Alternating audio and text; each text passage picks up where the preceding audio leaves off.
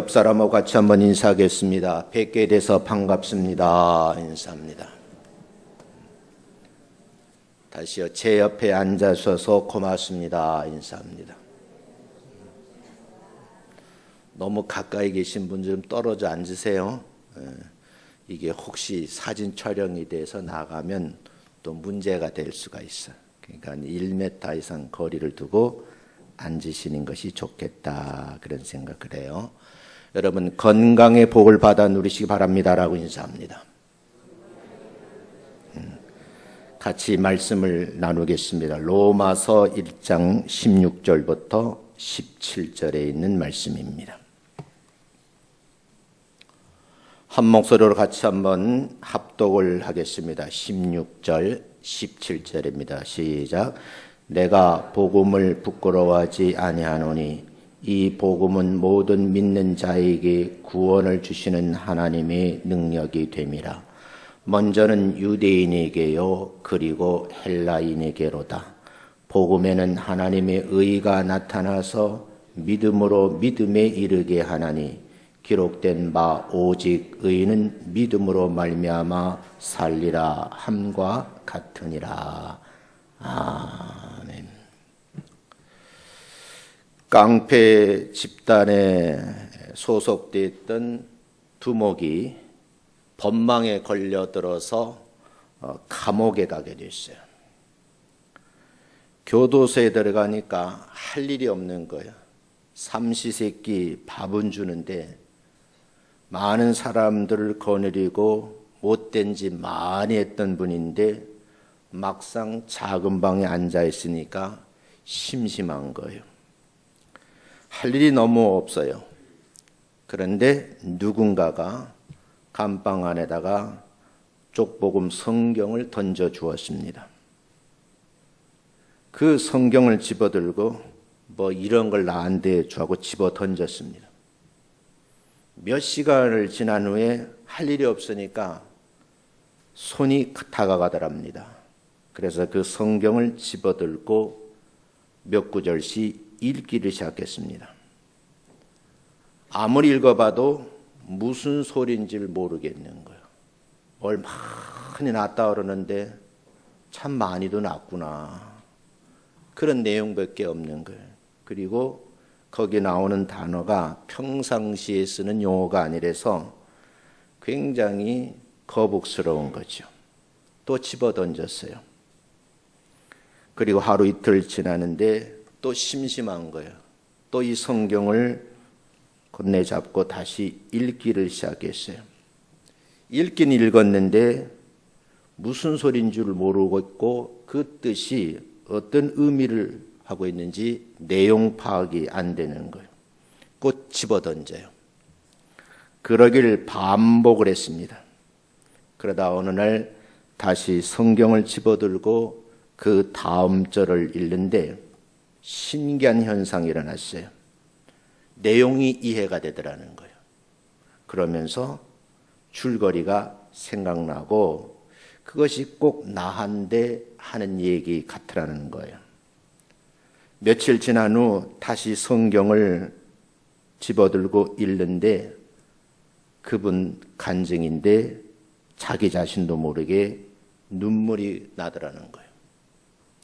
그러면서 그분이 하는 말, 지은 죄가 잘못된 것이라고 판단이 되고 내가 용서함을 받아야 되겠다 하는 생각이 들더라는 거예요.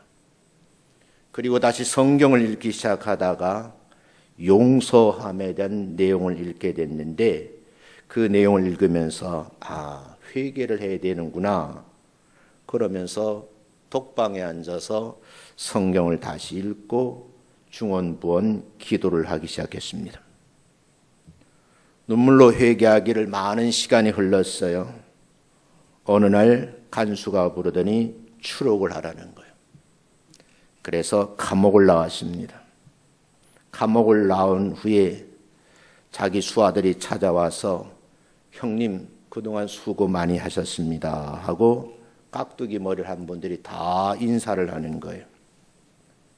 그분은 단호히 뿌리치고 자기 삶으로 돌아가겠다고 다짐을 했기 때문에 졸업한 후에 가까운 교회에 찾아 나가게 되었고 그 교회 목사님의 인도를 받아서 신학을 공부했습니다. 그리고 마침내 목사 안수를 받게 되었고 부흥사가 되어서 한국 교계에 큰 업적을 남겨놓으신 그런 얘기입니다. 깡패도 말씀을 읽다가 변화되고 새로운 사람이 되어서 옛일을 버려버리고 하나님이 원하시는 일을 하게 되었다 하는 것이 그분의 간증의 내용입니다. 예수 믿는 사람들은요, 복음을 위해서 산다는 것이 얼마나 아름답고 귀한 삶인지 깨달음이 왔으면 참 좋겠어요. 오늘은 복음에 대해서 함께 말씀을 나누려고 합니다. 은혜의 시간이 될 줄로 믿습니다. 예로부터 교회를 섬기는 성도들이 복음을 위해 헌신하는 교역자들 귀하게 여기셔서 극진히 섬기는 그런 예가 있었어요. 저는 오늘 새벽에 교회 오니까 식당에 박스가 2개 있더라고요. 그래서 이게 뭔가 하고 뜯어보긴 그렇고 어느 성도님이 갖다 놨겠지 하고 봤는데 제가 내용물은 잘 모르는데 한 개는 허 목사님 거라 그러고 한 개는 제 거라 그래서 오늘 기분이 되게 좋아요. 설교가 잘 될 줄로 믿습니다. 받으니까. 왜 그런가? 말씀을 공급해 주시는 성령님의 은혜도 있지만 주의 종을 생각하면서 함께 나누겠다 하는 그런 이제 관습이랄까요? 성도들의 아름다운 모습이 있는 거죠. 그런데 저는 한마디 더 드리고 싶어요. 목회자들뿐만 아니라 예수님을 내 인생의 구주로 믿는 모든 사람들을 귀하게 여기시기를 주의 이름으로 축원합니다. 내가 상대방을 귀하게 여기면 그분도 나를 귀하게 여기는 거예요. 내가 그분을 업신여기면 그분이 나를 짓밟는 거예요. 배움의 차이가 문제가 아니에요. 가지고 있는 것 때문에 인간차별하면 안 된다는 거예요. 항상 사람들이 살아가는 삶 속에는 차이가 존재하거든요. 그 차이를 가지고 차별해서는 안 된다는 거예요. 그래서 우리 주변에 보면 참으로 업신여김을 당하고 마음에 아픈 상처를 받은 분들이 그래요. 인간 차별하지 말라고. 또 한 가지는 뭐겠어요? 성차별. 이런 문제가 지금 우리 사회의 화두가 되고 있어요. 여러분, 복음을 나누어 가진 헌신하는 성도들을 귀하게 여기시기를 주의 이름으로 축원합니다. 한번 옆 사람 보고 당신은 귀한 분이십니다. 시작. 안 하시는 분은 뭐예요? 다시요. 당신은 너무너무 귀한 분이십니다. 시작. 상대방을 귀하게 여기면 그분 자체가 귀한 삶을 살게 돼요. 이왕 귀한 삶을 산다고 하면 어떻게 살아야 될 것인가에 대해서 오늘 말씀을 좀 나누려고 합니다. 이 말씀 속에서 여러분이 주어지는 깨달음 속에서 한 주간 실천하게 되면 주변에 하나님께서 사람을 붙여 주실 줄로 믿습니다. 그 이후 첫 번째, 복음이라는 것이 무엇인가에 대해서 좀 그 물음에 어원 정리를 하고 가려고 합니다. 원래 신약 성경은 헬라어로 써져 있거든요. 그리고 구약은 히브리어와 아람어로 써져 있어요. 이 성경이 쓰여져서 번역이 되죠. 그래서 우리나라에도 여러 가지 번역이 있어요. 제 딸이 호주에서 긴 문장에 질문이 왔어요. 아빠, 내가 스토리 성경을 아빠가 사줬는데 그걸 가져오지 않고 그냥 개역 개정판 성경을 가져왔더니 이해가 안 가는 것이 많아요. 장문의 질문을 했어요. 그래서 내가 조금 수준 높게 답을 했더니 우리 딸 하는 말, 전 못 알아듣겠어요. 쉬운 말로 해주세요. 그러더라고요. 오늘 본문에 나온 이 복음이라는 말은 원어로 보면 유앙겔리온이에요. 이 말의 본래의 뜻은 기쁜 소식 또는 좋은 소식이다. 그런 뜻을 가지고 있습니다. 왜 이 말씀을 소개하는가 하면 복음은 구원의 능력이 되기 때문입니다. 죄성을 가지고서는 천국에 갈 수가 없습니다. 제가 처음 신학교를 다니다가 선교 집단에 들어가서 매주 교회를 방문하면서 집회에 다녀본 경험이 있어요. 목사님은 매주 교회는 다르지만 설교의 내용은 똑같은 설교를 하셔. 그런데요, 매주 오후에 듣는 설교지만 그 설교가 얼마나 은혜로운지요. 그리고 그분이 설교하실 때 우리 단원들은 뒤에서 이 말씀을 듣고 여기 앉아있는 성도들이 은혜 받게 하옵소서.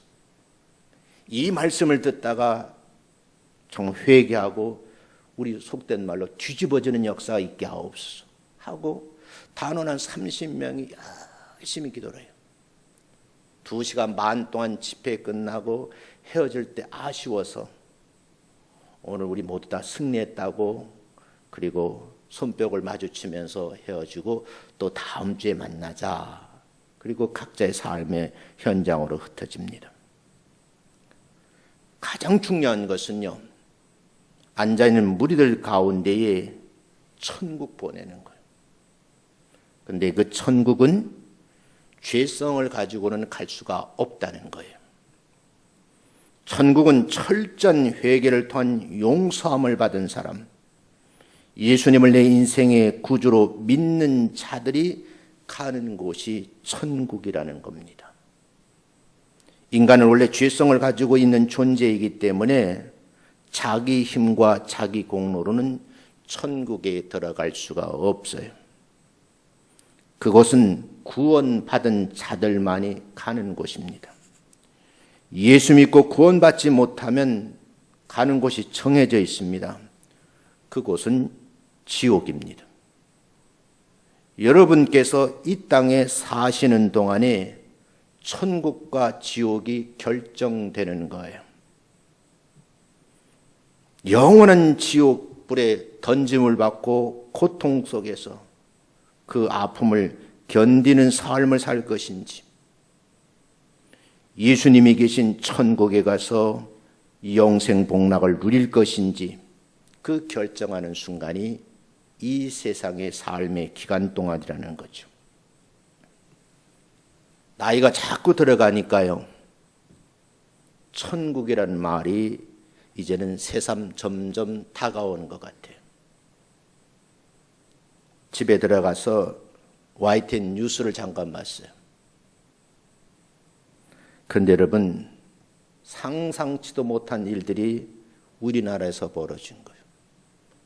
어떤 어르신의 인터뷰 내용을 들어보니까 자기 70평생에 이렇게 많은 비가 내리는 걸 처음이라는 거예요. 그리고 화면이 지나가는데 보니까 우사했던 소가 물에 빠져가 둥둥 떠다니는 그런 모습이 방영이 되더라고요. 그때 내가 그 모습을 보면서 본인은 살았지만 가족 같은 저 송아지 소새끼들이 떠다니는 모습을 보고 먼발치서 얼마나 가슴 아파했을까. 그게 전 재산인데. 그러면서 그 다음 뉴스를 보니까 산사태가 나가지고 사람이 죽었다는 그런 내용들이고요. 1일부터 오늘 새벽까지 30명이 죽었고 12명이 생사를 모른다는 거예요. 그 뉴스를 보면서 마음속에 지금 이 순간 예수 잘 믿자. 할렐루야. 한경직 목사님이 은퇴를 하시고 남한산성에 가 계실 때예요. 그러니까 홀로 계시잖아요. 그러니까 후배 목사님들이 위로한다고 목사님을 찾아뵙고 인사도 드리고 덕담을 나눠요. 그리고 한 분의 제자가 목사님 저에게 꼭 해주고 싶은 말이 없습니까? 물으니까 한경직 목사님의 답변이 간단해요. 목사님들 예수 잘 믿으세요. 일반 사람도 아니고 늘 강단에서 목회를 하고 설교를 하는 주의 종들을 향해서 예수 잘 믿으라는 거예요. 예수 잘못 믿으면 지옥 가는 겁니다. 성경 찬송을 들고 교회 문만 왔다 갔다 하고 그런다고 해서 천국 가는 게 아니에요. 여러분들 교회라는 말을 바르게 이해를 하셔야 돼요. 우린 지금 예배당 안에 들어와 있거든요. 여기에 모이는 여러분들이 내가 예수를 믿고 구원받은 그런 확실한 증거가 있어야지만 그분들을 보고 성도라 그러는 거예요. 교인 가지고는 천국 갈 수 없습니다. 성경은 분명히 말하죠. 그리스도인이 되어야 된다고. 만약에 그리스도를 내 인생의 구주로 믿는 믿음이 없다고 하면 영원한 지옥에 떨어져서 영벌을 받게 될 겁니다. 목사님 겁주시나요? 그게 아닙니다. 영원한 지옥에 갈 수밖에 없는 인생들의 문제를 해결하기 위해서 이 땅에 오셔서 우리 모든 죄를 다 짊어지시고 십자가를 짊어지시고 그 고통, 그 아픔, 모든 그 아픔을 견디시고 수모를 참으시고 십자가에서 운명을 하셨습니다. 그리고 3일 만에 부활하셨고 이 땅에 40일 동안 계시다가 제자들이 보는 앞에서 하늘나라로 올라가셨습니다. 그분이 계신 곳을 우린 천국이라 그럽니다. 예수의 부활 사건을 믿지 못하면 그리스도인이 아닙니다. 우리를 죽음의 사슬에서 해방시켜 주신 예수를 믿고 구원받았던 그 사실 하나 때문이라도 여러분은 감사가 입에서 끊이지 않는 성도님들 되시기를 주의 이름으로 축원합니다. 이 사실을 알고 그 누구든지 내 인생에 예수님을 구주로 고백하는 자에게는 의인이라 칭함을 받게 되고 구원받게 되는 놀라운 사건이 있다. 그 사건을 본 사람들이 전하는 내용이 기쁜 소식, 그게 복음입니다. 이 기쁜 소식, 복음을 받은 자들에게는 구원의 능력이 된다라고 증언하는 거예요.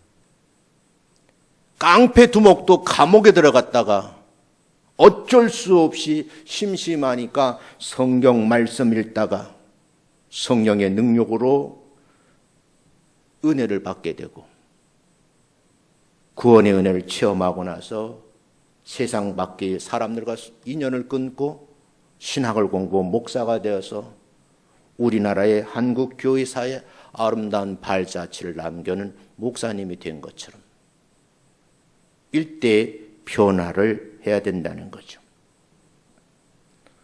구원받은 우리 모든 성도들이 복음을 위해 헌신하는 것이 당연하다는 것이 제가 주장하는 거예요. 한번 성경 구절을 큰 소리로 합독을 하겠습니다. 16절을 먼저 읽겠습니다. 시작.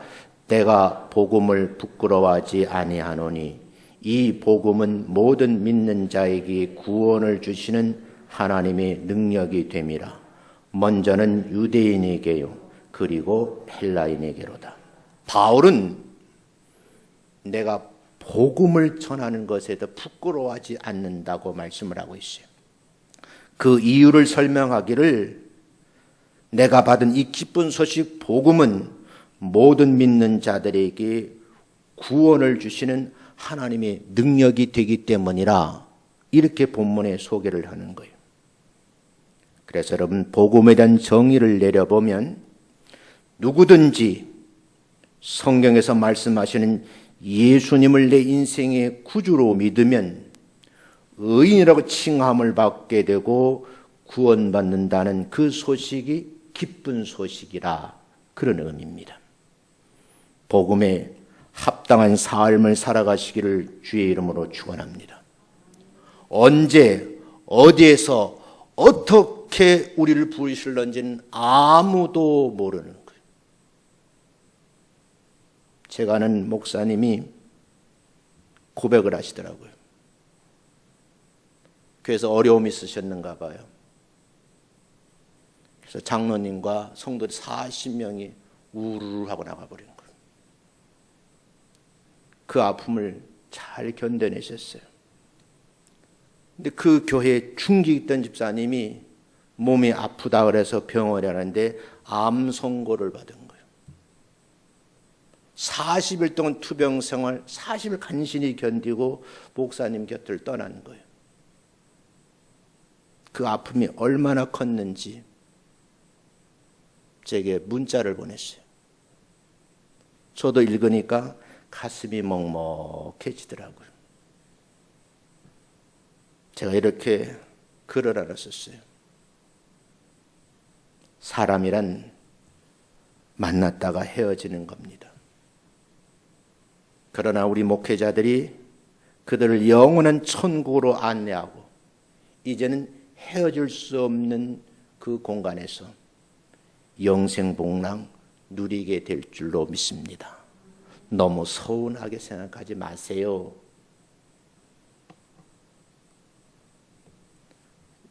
우리가 함께 생각해 볼 내용이라는 거죠. 어느덧 보니까 시간이 참 빠른 것 같아요. 세월이 유수와 같아 그러잖아요. 젊은 사람은 잘 못 느끼는 거예요. 나이 한 50대면 인생의 삶의 속도가 50km래요. 60이 되면 몇 킬로예요? 60km. 70이 되면 70km. 80이 되면 우리 어머니 같은 분은 그냥 고소로 달리고 있는 중이에요. 언제 어디에서 어떻게 부르실런지 모르는 거예요. 중요한 것은 기쁜 소식을 받은 사람들은 준비된 사람들이다. 그러므로 복음을 부끄러워하지 아니하고 모든 사람들이 이 기쁨을 전해서 하나님의 능력이 되는 주인공 될 수 있도록 그 역할을 잘 감당해 주시기를 주의 이름으로 축원합니다. 두 번째는요, 복음은 교회 부흥의 원동력이라는 거예요. 사람들의 이야기를 들어봅니다. 교회 부흥을 원하는 많은 분들이 전도해야 된다는 거예요. 그래서 기술적으로 전도하는 방법을 가르쳐요. 어떤 목사님은 아파트 전도법이라 그래가지고 아주 특이한 방법으로 소개를 하더라고요. 저는 기능적인 측면보다는 우리가 함께 생각해 볼 것이 있는데 그게 뭐냐면 한 영혼 한 영혼을 뜨겁게 사랑하는 마음이 있어야 된다는 거예요. 그냥 나버려 두면 지옥 갈 수밖에 없는 사람인데 내가 복음의 말씀을 듣고 은혜를 받은 사람의 저 사람에게 복음을 전해야지. 예수 믿자고 말해야지. 내가 말하지 않으면 그냥 지옥 가버리는데. 제가 아주 가까이 지내던 한 분이 있어요. 그분 아내가 저보고 그래요. 목사님, 우리 남편 좀 교회 나가게 해주세요. 제 평생 소원이 남편이 교회 나가는 거예요. 그래서 용기를 내가지고 안무개 씨, 예수 믿었으면 참 좋겠어요. 당신 부인 소원이랍니다. 그래서 그분이 동네에 있는 교회를 몇 번 나갔어요. 갔다 오고서 나보고 하는 말, 도무지 무슨 말인지 모르겠고 앉으면 졸린다는 거야. 그래서 하는 말이, 나는 예수 믿는 체질이 아닌 것 같아. 어느 날 그 친구가 자기 동료들하고 참 옹삭한 방에 앉아가지고 재밌게 웃으면서 즐기는 모습을 제가 봤어요. 뭐 하나 보니까 고스톱 치는 거예요. 근데 고스톱 치는 건 2박 3일 동안 졸지도 않고 치더라고. 끝내 그분이 천국 죽었는데 예수 안 믿었어요. 그 내가 참 안타까운 거야. 나는 전했는데, 그의 부인이 그렇게 기도하고 예수 믿기를 원했는데 정말 끝까지 예수 안 믿더라고요. 성경적 표현을 빌리면 신학표현은 육이 된 사람이라 그래요. 그러나 여러분, 그건 하나님께서 하시는 일이고, 나는 한 사람 한 사람의 영을 뜨겁게 사랑한 마음을 품으시기를 주의 이름으로 축원합니다. 온 성도들에게 영원 사랑하는 마음은, 그것이 어떻게 가능한가? 복음으로 채워져야 된다는 거예요. 그렇다고 하면 성도들이 복음에는 어떤 능력이 있는지 알아가는 과정 속에서 많은 깨달음이 주어져요. 복음으로 충만해지면 삶 속에 능력이 나타나게 될 것이고, 여러분 한 사람 한 사람 전도하면서 구원의 역사를 체험하게 될 줄로 믿습니다. 구원받은 성도의 수가 교회의 부흥이에요. 우린 자꾸 교인 가지고 부흥이라 그래요. 그것이 아니고 그냥 성경 찬송 들고 교회 문만 드나들면 다 교인이에요. 진짜 교회는 뭐냐? 예수를 내 인생의 구주로 믿고 예수를 그리스도라고 고백하는 사람들의 모임을 뭐라래요? 그걸 교회라래요. 지금 우리가 모인 이 공간은 밝은 빛 저어놓은 게 예배당. 예배당이 중요한 것이 아니고 교회의 구성원이 되어야 된다는 거죠. 그 구성원들이 이루어진 과정을 사도행전 2장 37절부터 41절에 이렇게 소개를 하고 있습니다. 함께 읽어가겠습니다. 사도행전 2장 37절 읽습니다. 37절 먼저 읽습니다. 시작. 그들이 이 말을 듣고 마음에 찔려 베드로와 다른 사도들에게 물어 이르되, 형제들아 우리가 어찌할꼬 하거늘. 베드로가 이르되, 너희가 회개하여 각각 예수 그리스도의 이름으로 세례를 받고 죄 사함을 받으라. 그리하면 성령의 선물을 받으리니 이 약속은 너희와 너희 자녀와 모든 먼데 사람 곧 우리 하나님이 얼마든지 부르시는 자들에게 하신 것이라 하고, 또 여러 말로 확증하며 권하여 이르되, 너희가 이 패역한 세대에서 구원을 받으라 하니, 그 말을 받은 사람들은 세례를 받음에 이날의 신도의 수가 3,000이나 더하더라. 여러분, 복음 전하는 사람들이 복음을 전하는 거예요. 근데 그 말을 들었는데 그때 마음에 찔림이 왔다는 거예요. 그래서 그 마음에 찔림을 받고 어떻게 해야 되겠느냐고 반문을 하는 거예요. 그럴 때 38절은 베드로가 대답을 하는 거예요. 회개하십시오.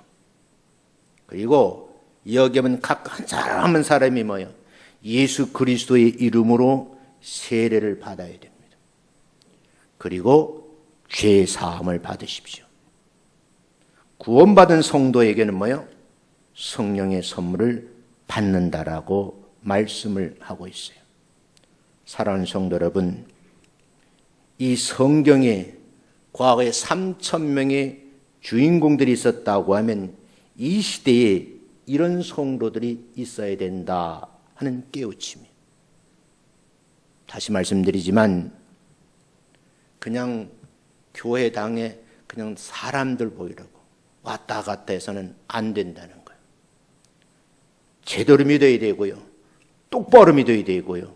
의식을 가지고 예수 믿는 사람으로 올바른 행동을 해야 될 줄로 믿습니다. 세 번째, 복음은 승리의 원동력이라는 거예요. 제가 성경을 많이 이렇게 보면서 많은 목사님들이 그래요. 목회에 성공하고 싶다는 거예요. 그래서 목회 성공 비결 책도 있고요. 다양한 내용들이 세미나에 가면 해요. 많이 쫓아다녀 봤어요. 나중에 깨달은 거예요. 목회는 성공하는 것이 아니고 승리하는 것이다. 성공하려고 하면 남의 교인 뺏어와야 돼요. 수단 방법 가리지 않고 못된 짓도 해야 돼요. 그런데 여러분, 진짜 예수쟁이는 손해를 보는 거예요. 내가 손해보면 우리 하나님께서 갚아 주실 줄로 믿습니다. 제가 새빵살이를 해봤거든요. 새빵살이를 하면서 주인이 다 새를 준 거예요. 근데 그 어느 누구 하나도 그 집에 좀 어려운 일이 생기면 나서는 사람이 없어요. 그래서 제가 그 집에 여러 가지 내 집처럼 관리를 했어요. 그랬더니 제가 아파트 당첨돼서 이사 갈 때 그 집 주인이 도자기 세트를 하나 사주더라고. 꽤 비싸요. 그럼 하는 말, 제가 이 집을 수십 년 세를 놓았는데 내 집같이 관리해 준 분은 처음이었어요. 그런 얘기를 하더라고요. 무슨 말인가 하면 내 개인적으로 보면 그 집에 고장난 거 고치면 뭐야? 내 돈 들어가는 거예요. 그런데 여러분, 내가 소원인 것 같은데 시간이 지나 보니까 내가요 어느 날 부자가 돼 있더라고요. 예수 믿는 사람들은 손해 볼 줄 알아요. 그것도 복음을 전하다가 손해 보는 것은 기쁨으로 감당하시기를 주의 이름으로 축원합니다. 성경은 이렇게 말합니다. 진리가 너를 자유케 하리라고요. 믿음의 사람들이 복음의 진리로 무장되어 있다고 하면 언제 어디에서 무슨 일을 하든지 어떤 어려움을 당한다 할지라도 두려워할 이유가 없다는 거예요. 세상의 삶이 그렇게 녹록하지 않잖아요. 쉽지 않아요. 그래서 사람들은 험한 세상이라 그래요. 전쟁이 끝나질 않아요. 테러, 질병, 곳곳에 산전 위험물 등 우리를 다 생명을 앗아가려고 그래요. 우리가 극복해 나갈 과제들이 너무 많은 거예요. 어떤 아주머니가 급했나 보지요. 차를 몰고 나선 거예요. 그러다가 미끄러진 거예요. 그래서 여러분 차가 그냥 강물에 떠내려가는 거예요. 그것을 본 사람 막 쫓아오는 거예요. 그리고 그 물줄기가 세니까 그 차를 붙잡을 수 없어요. 하필이면 뚝방에 걸려가지고 차가 선 것이 뉴스에 나오더라고요. 사람들이 와서 그분을 건져낸 거예요. 그분이 자기 운전 실력 믿고 안전하다고 간 거거든요. 내가 생각해 그분이 우리가 쓰는 10년 감수한 거예요. 죽을 뻔하다 살아난 거예요. 내 생각에 운전대 안 잡을 것 같아. 네. 자칫하면요, 이런 것 때문에 밀려오는 고통으로 인해서 인생의 삶의 의미마저 잃어버리는 경우가 있어요. 예수쟁이들은 제일 먼저 해야 될 일이 뭐냐? 복음으로 무장을 해야 될 줄로 믿습니다. 성경은 뭐라 그래요? 말씀에 전신갑주를 입으라 그랬어요. 그리고 항상 준비하셔야 돼요. 준비가 되어 있는 사람은 두려워할 필요가 없다는 거예요. 그림을 하나 좀 올려놓고 보겠어요. 인터넷에 있더라고. 여러분이 그림을 사진을 눈에다 사진을 찍어. 머리는 뭐를 쓰고요? 구원의 투구를 쓰고, 가슴에는요 의의 호심경을 붙이고, 허리에는요 진리의 허리띠를 띠고 발에는 무슨 신? 평안의 신발을 신고 한 손에는 성령의 검을 두고 한 손에는 믿음의 방패를 들고 완전 무장하셔야 돼요. 머리에는 구원의 투구가 반드시 씌워져 있어야 돼요. 가슴에는 흉배를 붙이셔야 돼요. 허리에는 진리의 띠를 꼭 매셔야 되는 거예요. 복음의 신발을 신고 한 손에는 성령의 검과 믿음의 방패로 완전 무장하셔야지만 이길 수 있다는 거예요. 하나님께서는 이런 완벽하게 무장한 사람들에게 전투에서 스스로 보호할 수 있는 특수 전신갑주를 만들어서 입혀 놓으신 거예요. 에베소 6장 13절에 보면 이렇게 기록이 되어 있어요. 하나님의 전신갑주를 취하라고요. 악한 날에 능히 너희가 대적하고 모든 일을 행한 후에 서기 위함이라. 천국 들어가서 하나님 앞에 서기 위해서는 이 땅에서 완벽하리만치 무장을 하셔야 된다는 거예요. 성경 한번 읽어보겠습니다. 잠언 16장 9절입니다. 한번 먼저 읽어보겠습니다. 읽어봅니다. 시작. 사람이 마음으로 자기 길을 계획할지라도 그 걸음을 인도하시는 이는 여호와시니라. 자기의 길을 계획할지라도 그 걸음을 인도하시는 분이 우리 하나님이시라는 거예요. 예레미야 10장 23절 한번 읽어봅니다. 시작.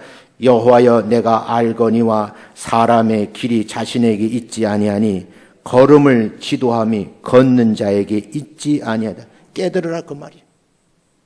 잠언 20장 24절 읽습니다. 시작. 사람의 걸음은 여호와라 말미암나니 사람이 어찌 자기의 길을 알 수 있으랴. 자기가 미래의 길을 아는 사람 아무도 없어요. 이사야서 26장 7절입니다. 읽어봅니다. 시작. 의인의 길은 정직하며 정직하신 주께서 의인의 첩경을 평탄케 하시는도다. 제가 늘 쓰는 말인데요. 일대의 예수쟁이들은요, 고난이 많아요. 그 부모님들이 예수를 잘 믿고 그 신앙을 물려받아도 이대들을 신앙생활하는 거 보면요, 잘 살아요. 그리고 3대 신앙이 되면요, 정말 멋있게 살더라고요. 제가 이걸 명성교회 있을 때 성도들 많은 사람 기록을 체험을 한 거예요. 4대째 신앙인들이 있어요. 이건 제가 쓰는 말이에요. 오토매틱 인생이야. 내가 일부러 비교를 해봤어요. 청년들 만나서 대학 졸업하고 막 뭐 취직한다고 그러는데 기도도 많이 해요. 와가지고 손사님 왜 그러니까 저 떨어졌어요. S그룹에 떨어졌다는 거예요.